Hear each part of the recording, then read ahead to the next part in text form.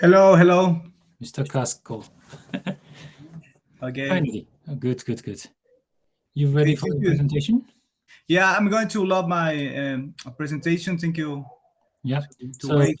yeah, thanks for everybody for waiting. And now, yeah, sorry, Mr. Juan Casco is going to present Silabario Amazónico, new writing system for indigenous languages in, I think it was Ecuador, if I'm not mistaken.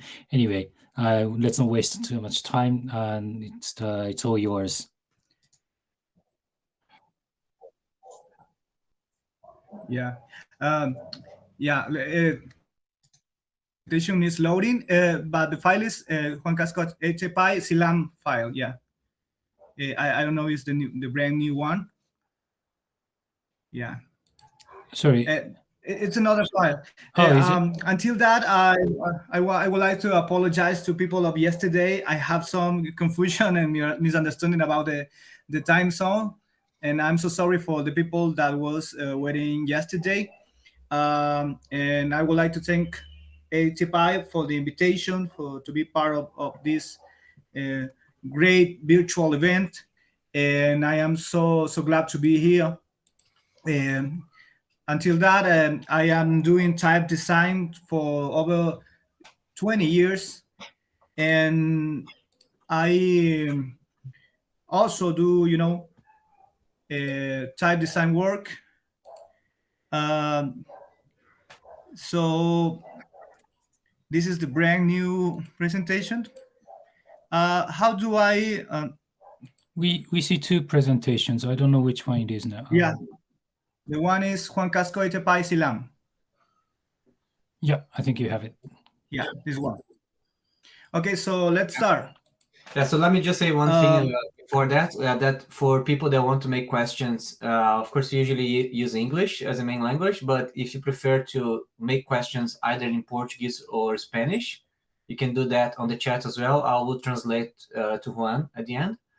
So just use the question mark icon that is on the chat to make questions.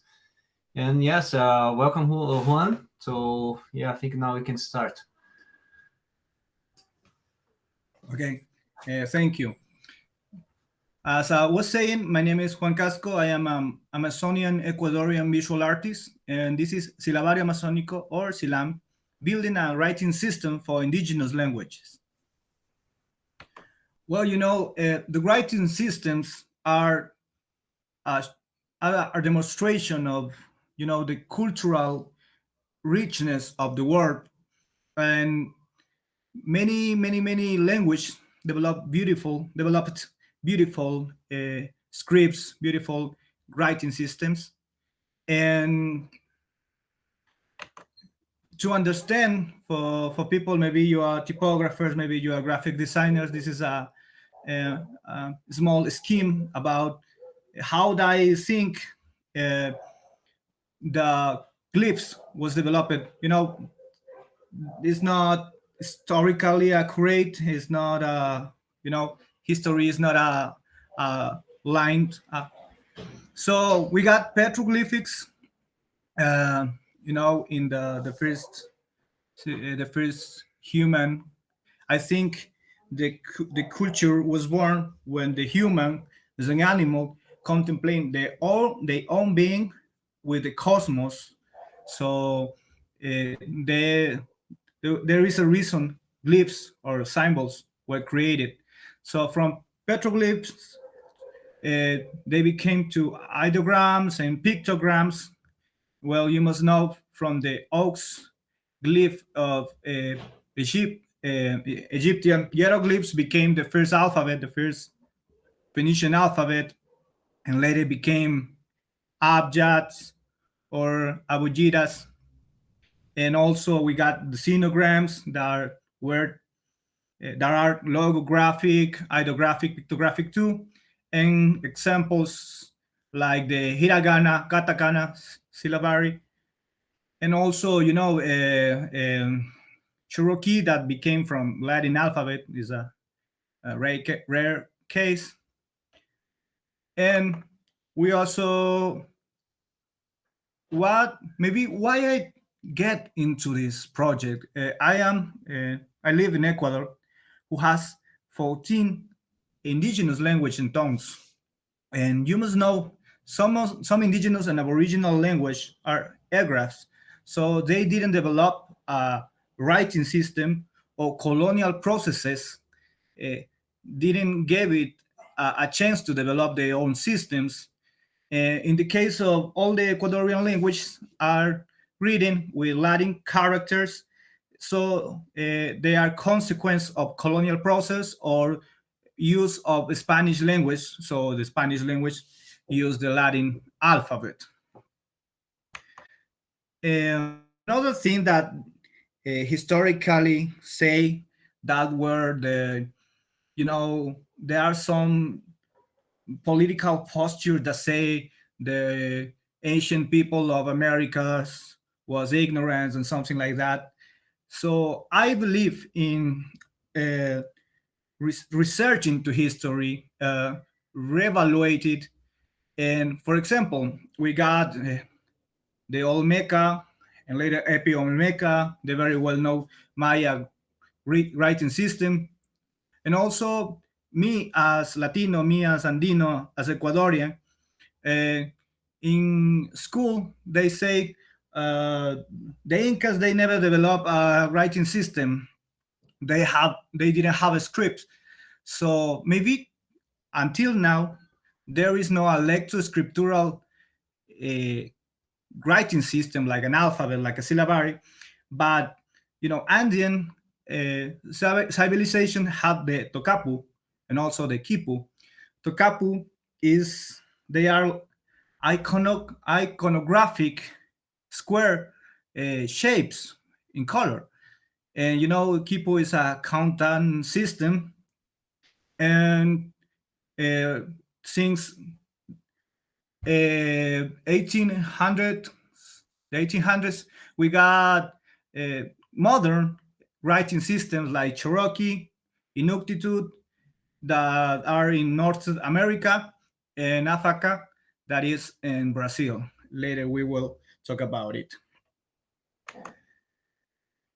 Well, as you must know, the Cherokee syllabary was created in 1809 by George Guest, alias Sequoia, and became official in 1825. Uh, Even they have a Wikipedia in Cherokee.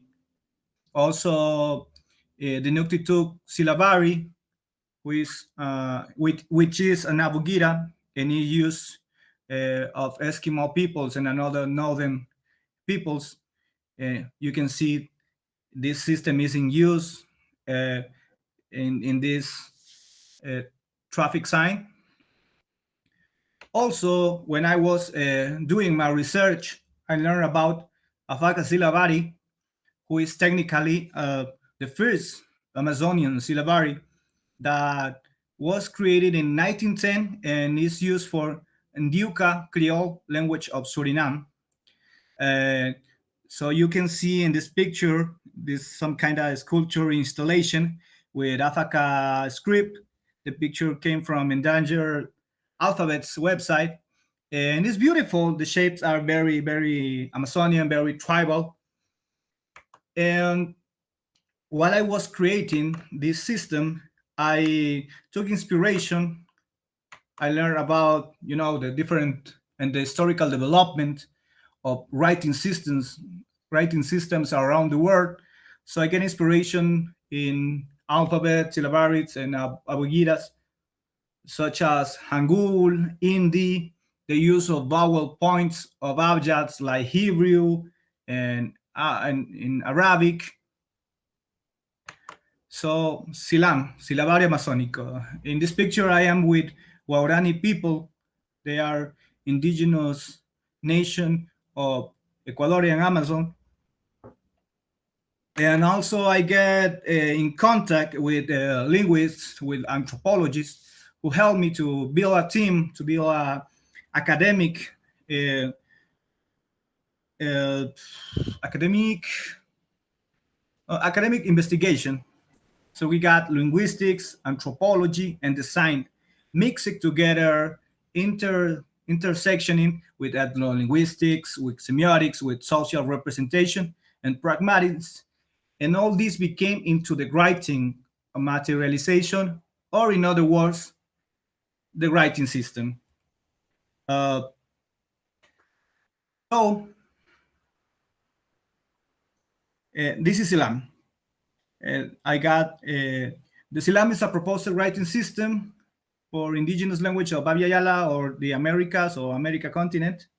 This is an alpha-syllabary or abugida, which, like any alphabet, has letters that are equivalent to sounds. But in this case, grouped in syllables. A warning that it shouldn't take this proposal like an obligation, but a chance to create a decolonization tool as an alternative to the Latin script. Okay, next. For the design, a bit glyphs basis in the shape of mouth and tongue from a zenithal and frontal view. And this writing system represents phonemes in a very similar way to International Phonetic Alphabet, IPA.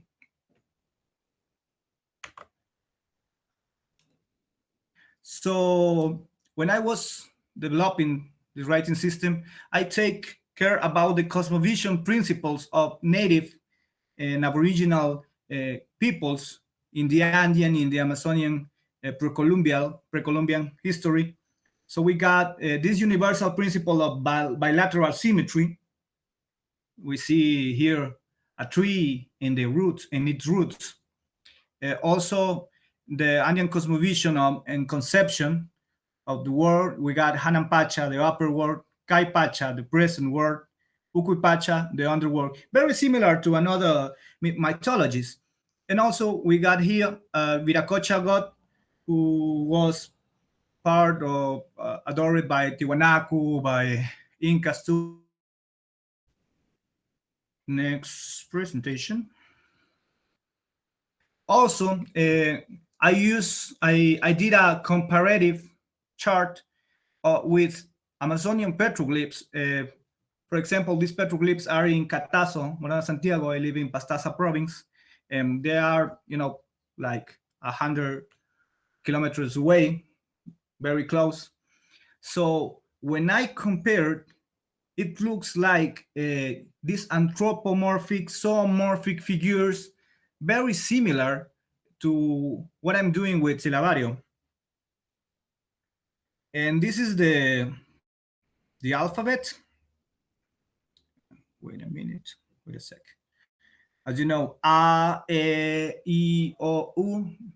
If you look, the shape of my mouth is very similar to the figures. For example, if you pronounce K, Ka, it's like a vessel, like a glass, like open arms, and you can do the same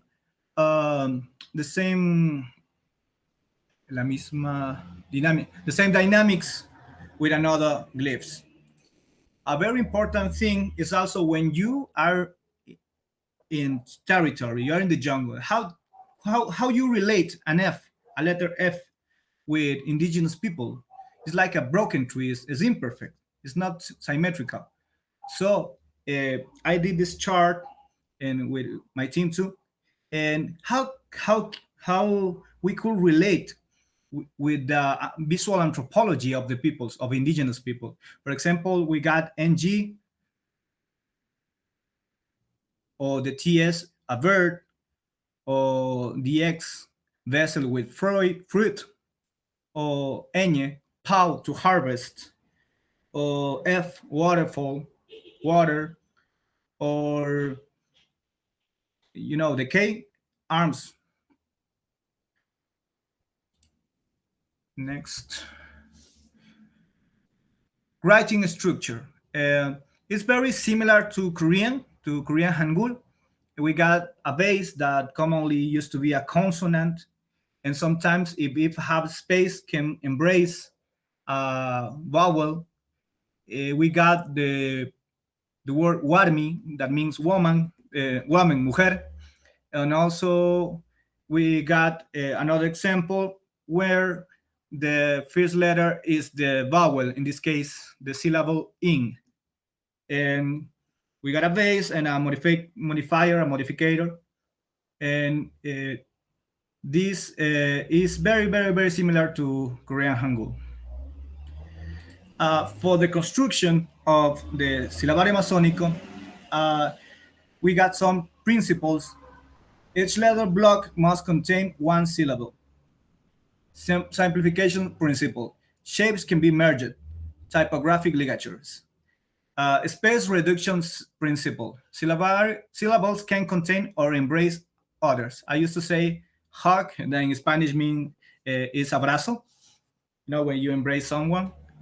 And also the weight of writing remind me too much to Indian architecture. We got the cases of writing here.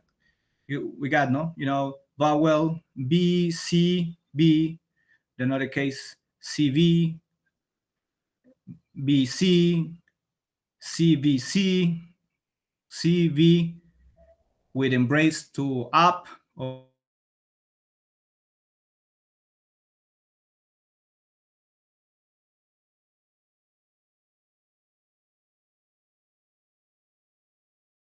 occasion about writing, but I'm trying to be very, very, very, very uh, represent this holistic point of view of the indigenous and aboriginal peoples. For example, this is a para that was declared um, un, unmaterial patrimony by UNESCO, and they are in danger of extinction as people, as a language, and they live here in Pastaza province. So I was saying that typographic can save culture, can save people, and can save preserve culture. This is a comparison of reading and comprehension, Tsikirika, and a comparison with Silabario, Silam. This is woodpecker. If you see, even in lowercase or uppercase, we got those lines, the strokes, the T, the I, the key, Tsikirika.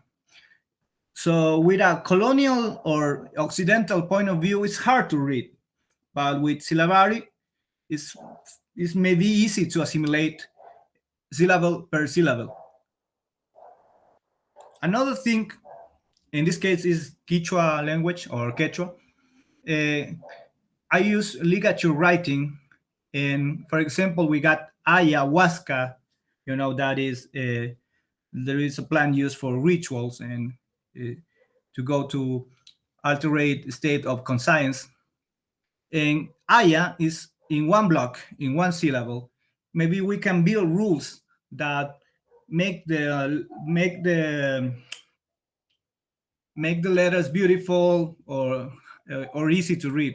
For example, aya means spirit, so it makes sense that aya is in one block. Or even in chalwa, that means fish. It looks like a fish. I got some exercises about make like ideograms with the shapes, with the letters of syllabario, and sometimes the shapes are related to what they are describing. For example, kuntur, that is the Kichwa word for condor, and even condor became from Kichwa. We got open arms, and we got a tail, and looks like a condor.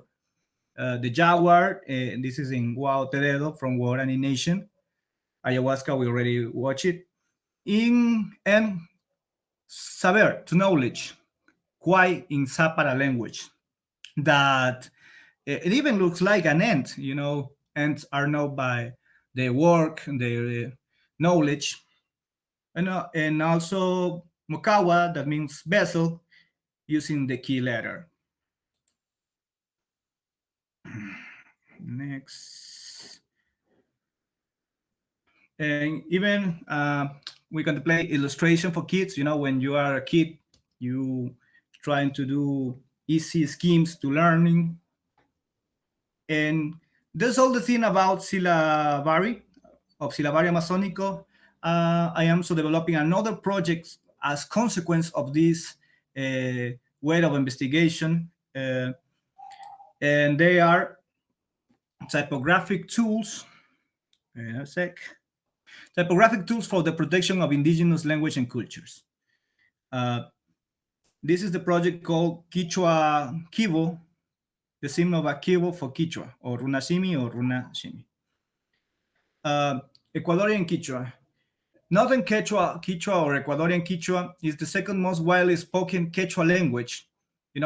Quechua is a family of languages. It's not a language by at all. It's a family of languages.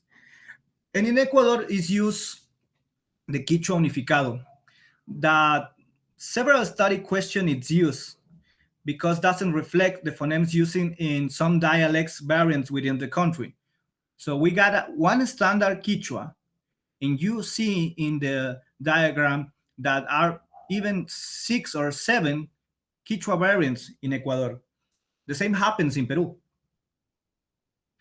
Well, typographers, you must know this, that the QWERTY distribution become a standard was designed to make people write faster by distributing the letters in such a way that both hands could be used to write most words. So this became a standard and easily came from analog to digital. QWERTY is currently used in mobile phones, smart TVs, ATMs, and any text interface. Also, there already exists a Gboard from Google for Quechua languages, one for Quechua of Peru, and also one for Chimborazo Quechua variant that is only for Ecuador. But the distribution, it's very simple.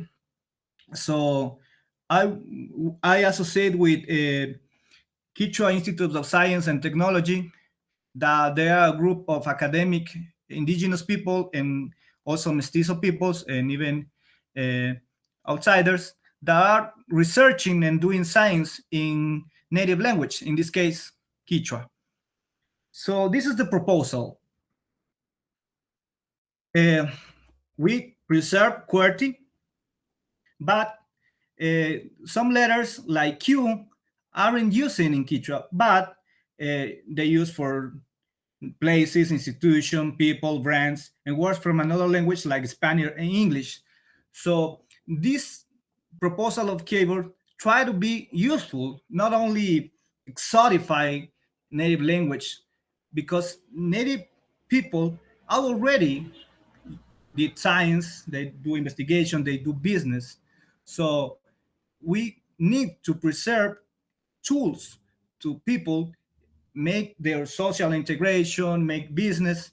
So we got, for example, in Quechua from the highlands, that is technically the Quechua standard in Ecuador, they use T, but in Amazonian Quechua, they use D. So it's like a, let's be graphone. It's an allophone.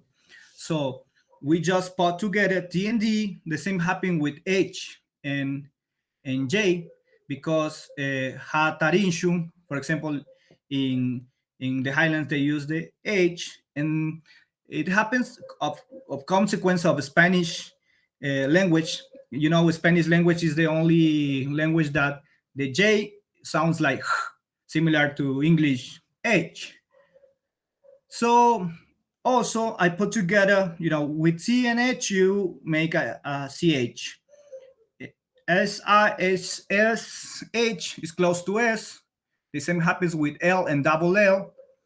And, also, for example, for plural, there is a word cuna. And in Amazonian variant, it's guna. So the same happens with T and D. The dialect variant or allophone, and the main phoneme is big and the another is small. So also the same happens for physical, in theory, keyboard, and also I added another letters to use for another languages. Another project is use of color fonts to register another ways of writing. For example, I got here the Maya glyphs. As you may know, color fonts is a brand new technology, not too new, but are used even for emojis. And technically, the hieroglyphs or Maya writing system are very similar to what we know as emojis. And I was doing this experiment with modular typography, and also, uh, well, you can write you can write Maya glyphs without color, but a very important use of color could be for Incas or Andean tocapos. I don't know if you know, and there are too many signs that are that represents ideas, that represents shapes, that represents animals. And using this technology, we can register without losing the color. That also is an important part to represent some values that with color we get loose. And this is my presentation about these projects. Thank you, gracias. Yupaychani says in Kichwa or Quechua, and with Saha in Zapara language, which is in danger of extinction. Yeah, that is all, and I'm open to question. I'm native Spanish speaker, so in writing or I can understand in Spanish, and Christian, you translate for English and Portuguese. Yeah. Well, thank Yes, you very much. Oh, sorry. Yeah. Go ahead. No, go ahead, Shashi. No, thank you very much. I can I start with a question at the chat, which is that about 16% of Amazonian languages have tones in syllable, I assume. Have you considered adding diacritics to represent tones? I think it. Well, tongues. Yep. In my conception, language is the same that tongue. No, tones. Oh, I don't know if I understood the question. Like I think it's like a Chinese pinyin, for example. When you have tongues, sound, it's like you know. Or tonos. Tonos. Yeah, intonation. Yeah. Well, I believe that always writing doesn't represent the sounds. Sometimes we complicate it. For example, in Spanish we got dado. That if you watch the APA chart, is not the same phoneme. And for example, the same happened with Waorani. Some people say Waorani, another says Waorani, but technically it's a lophone that one symbol can represent two phonemes. So it's not I believe that the writing system must be clear, even it doesn't represent all the sounds. Same happened with English or another language like French, that you especially doesn't pronounce what you letter. Mm-hmm. I don't know if I answered well the question.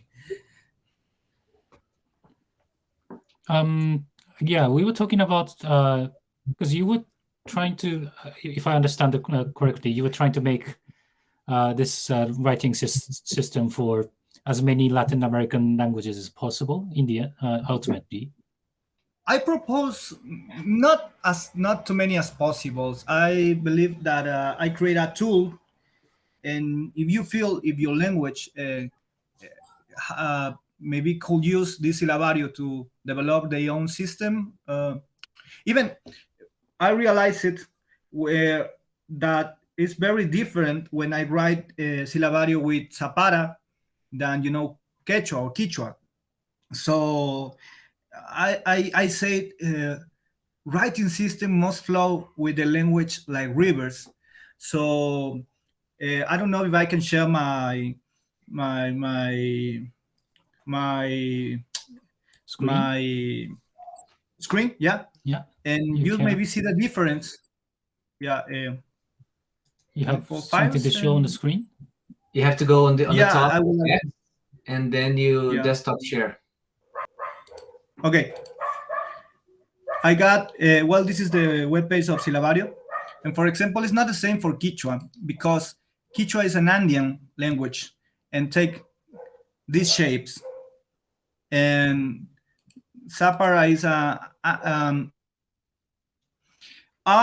in the first stages of development, I have fear, Kichwa technically is very notch to be an Andean language, and I was working with Amazonian language. But with the time, I understood there is not a big difference about uh, the visual anthropology of Andean and is Amazonian peoples or indigenous nations. So, for example, Zapara has diphthongs and and even triptongs. So, for example, if indigenous nations say, "Okay, I like your proposal, but we think the T could be another glyph," I'm open to that. One thing I do is create these these technology tools that maybe the indigenous nations could be inspired and develop their own writing system. I even open to accessorate to work with indigenous nations. Technically, this writing system is alphabetical, but maybe for another peoples could work at syllabary. The first reason I propose this syllabary is because I know about Tededo language that only have 14 consonants and 4 vowels. And you see this chart is very easy to assimilate. B with A, ba. D with A, da. So I guess I answered the question with that. Yeah, I was wondering, Juan, if since you mentioned how people would like to expand on that, so I wonder how is the reception within the community so far? Like people, have other people looking at this, or how's it going for now?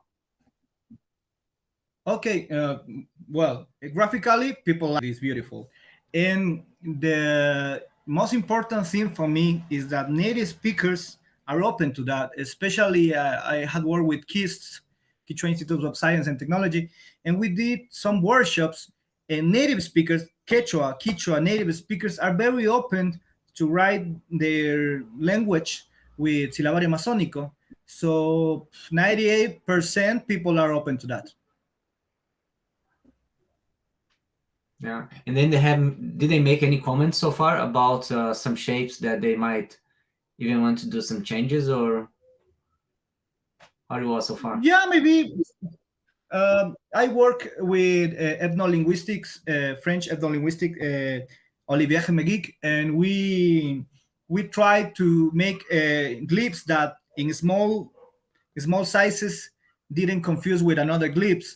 So we did this pre-work before people make some observations. So we work hard to differentiate the glyphs. But no, the one thing that is happening that we got a group on Facebook, and there are some enthusiasts that are proposing, uh, we why don't you use the TS symbol to che? So there are people that are proposing uh, game rules with the Silabario. Not maybe the glyphs, but for example, in Peru, they got this battle between trivocalico or pentavocalico. Kichwa is A, I, U, and somebody says A, A, O. And I say I respect all the dialects and I offer tools. So there are people that I'm proposing and making, this linguistic development, this linguistic research with Silabario Amazónico. So I'm very glad to that people are doing a group of work of research and experimentation with Silabario Amazónico. Nice. And did you have any interest from other type designers around Latin America as well to join you? Or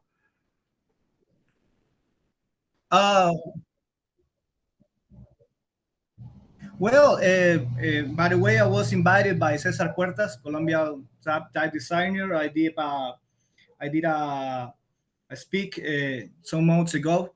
So yeah, some people have contacted me and congratulated me.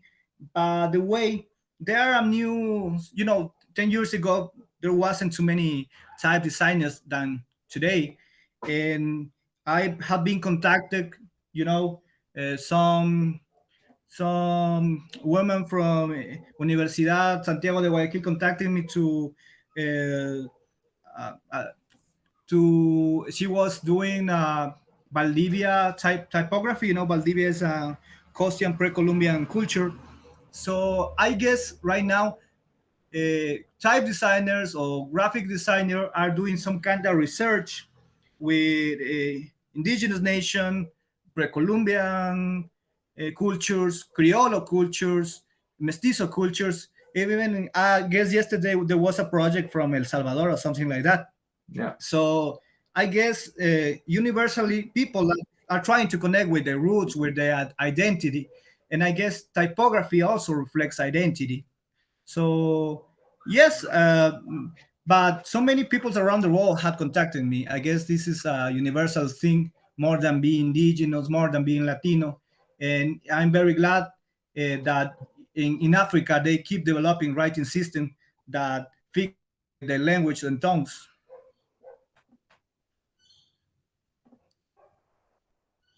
I finished. yeah.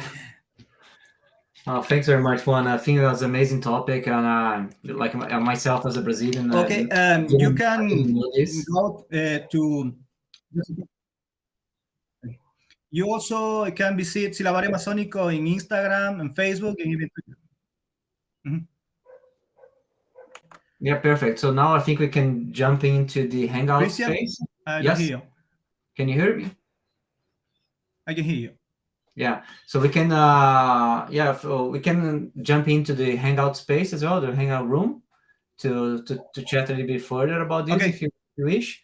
And yeah, thank you very much, Juan. I think it's a really fascinating topic and something that I'm really proud to have this part of the ATypI event. So I think now we are trying to reach out more to communities that that are kind of underrepresented communities within the ATypI, and I think that's really good case of that, and a really important one as well. And also this thing of you developing a system, and then of course you need support of people to move forward. So really encourage people from the community to contact you and see what you can do for, even if it is like going from Unicode or anything else that you can need help or assistance to push this forward. That would be lovely to have. So yeah, thank you very much for your presentation, and Toshi as well. Thanks for helping me and joining me moderating this session as well. And yeah, so we catch up later at the Hangout. Thank you so much, and keep All right, Silabario thank you very Amazónico much.